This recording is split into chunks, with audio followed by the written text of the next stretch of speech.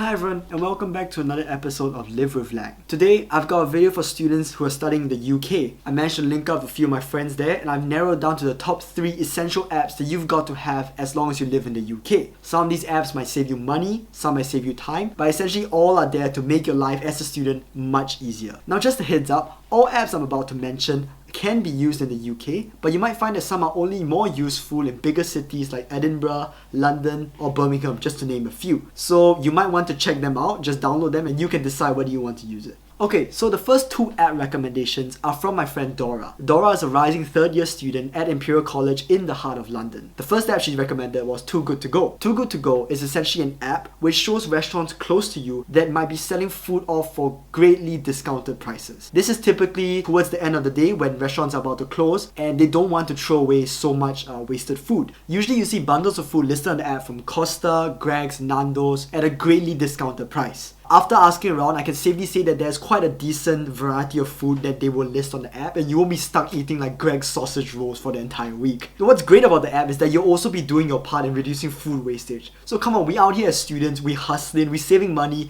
but we also reducing food wastage in this world. Come on, that's like killing 2 birds with 1 stone. After you finish them, you're gonna feel so good about yourself. The only con that I've managed to find is that if you live in a smaller city, you might find it tough to find restaurants that might list on the app. Yeah, I mean, there might be a lack of restaurants that list on the app, and even if they do list it, if you're in a smaller town, these bundles might be like snapped up really quickly and you might not be able to find it. So far, Too Good To Go is only available in these countries and will probably expand to the rest of the UK very soon. Overall, it's a great app and I haven't heard many bad reviews about it so far, but if you have any, do feel free to drop in the comments below. I would love to see them. The second app, or rather site, is Tastecard. So Tastecard is actually described as a diners club, UK and Ireland's largest one I might add, which lands you discounts at participating restaurants. To sign up, you essentially pay a monthly fee to gain access to a personalized membership card. This card can then go on to be shown at over 6,000 restaurants and give you huge savings. At the time of filming, the best offer they have is £34.99 annually and the first 60 days are free.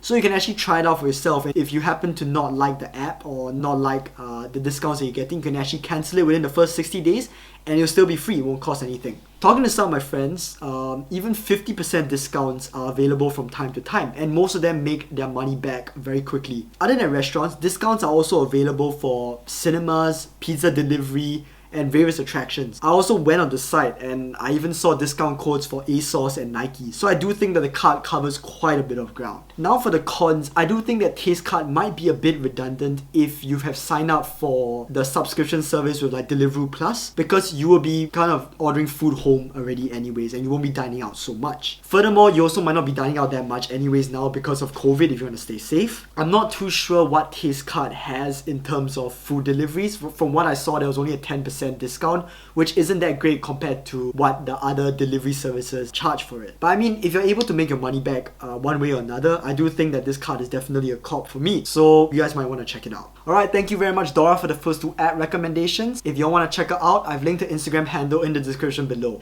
Now, my next friend gave many great app recommendations, but one really stood out from the rest. This comes from none other than my man Sujay, who's studying medicine at St. George's UOL. Alright, so the app is called Citymapper and it essentially is Google Maps, but better. The UX UI of the app is much cleaner, the bus and train times are more accurate. It essentially is just more, but less. Bruh. All the information is still on the app, but it's not crowding your screen like Google Maps does. Looking at the homepage itself, you can immediately under the search bar save your home address, workplace, and favorite places for much easier access to the common locations that you're going to be visiting a lot. Just to show you guys how it works.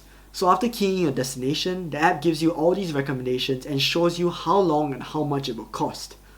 Lower down, you have even more alternatives that might not be as common or more expensive like Uber. And down here, you can also control whether you like to only take the bus, the train. If you're disabled, maybe you only like to opt for a step-free route. The one thing that's personally my favorite though is a function that can only be turned on when you're walking. So let's key in 2 places that are pretty close by. I'll go with Kensington Gardens and maybe end up at Mayfair. Yeah. So immediately I see the option of a 34-minute walk. And so sure, let's go for a 30-minute walk. Ooh, looks like the route goes through quite a few roads that are quiet this time of night. Maybe I feel unsafe and prefer to walk on main roads instead.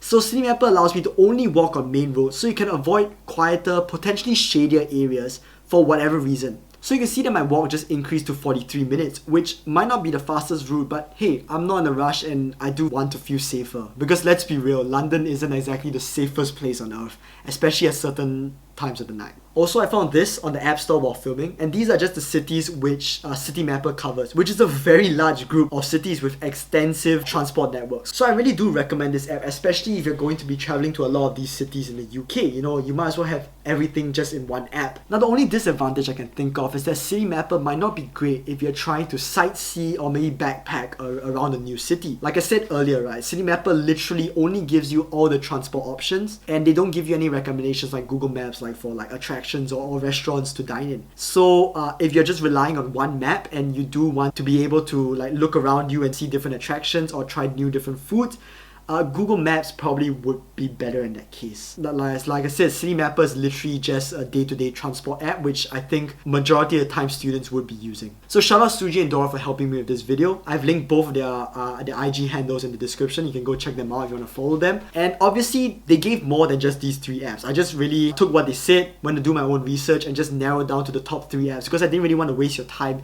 and go over all the apps that they covered if I didn't feel that it was very necessary. So for the rest of the video, I will talk about the apps that are more common and didn't make the cut for the top 3 in my opinion, and I'll just quickly give them a 5 to 10 second description for each of them so you can watch through and it might help you as a student as well if you're new to the UK. Okay, so we got Trainline. Obviously take advantage of cheap rail tickets around the UK. Remember that student discounts exist. Next we have Captain. It's essentially a ride-hailing app that is apparently cheaper and more reliable than Uber. I'm not sure, I didn't do too much research on that. Via Van, which is essentially another ride-sharing service, but it's only available in London. Fatsoma, it's a website/app that event organizers use to sell their tickets on. KFC, literally the fast food chain's app, but there are very frequent discounts, so you can download that if you want. Olio, which is similar to Too Good To Go, but it's not just for food, so people can sell like used clothes and stuff like that there as well, and most of the time it's free.